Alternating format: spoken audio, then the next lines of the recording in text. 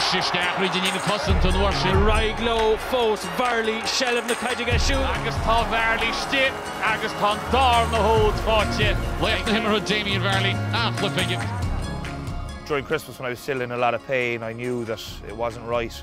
I suppose it was mid-January then when I found out for definite that I'd no longer be able to play. So that was kind of a gut-wrenching moment. I was devastated and extremely emotional that what I had spent so long in pursuing, you know, it was gone from me. Accepting that yourself with the help of family and friends is the next step, and ultimately announcing it. That's where I'm at. And I have been to a few matches since, and I can't say it gets easier yet. Knowing that you'll never be able to contribute to that, you'll never be able to wear that jersey and play the big occasions. That's what you want to play rugby for. That's why you want to be battling with your teammates. Small approach to Joe Danish. Touch of those here. Agus inish to Shafatin. Carry on, Damien Varley.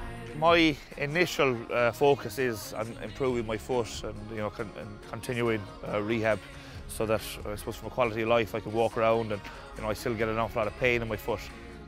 I always had a keen interest in films and in producing them, so I'm going to try and, you know, steer my way into that line of things. I think I grew up watching everything. I used to, you know, even I suppose older films that were classed as too mature and violent. I was sneaking down, trying to watch them, trying to hide it from my parents. I was just engrossed in how people could tell a story.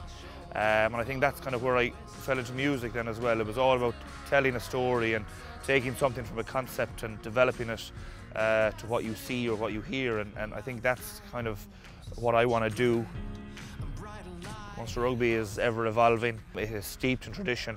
I know I'm part of that, and I've contributed to it, and I would like, I suppose, my legacy to be looked fondly on within Munster Rugby, and I want to look back with pride in my career, shorter than I would have liked, but I don't see the point in dwelling negatively on the fact that I'm finished. I'm finished, and I'm excited that there are so many possibilities that can come from this, and you know, I think at 31, starting a new career, having done what I've done, I think is extremely exciting.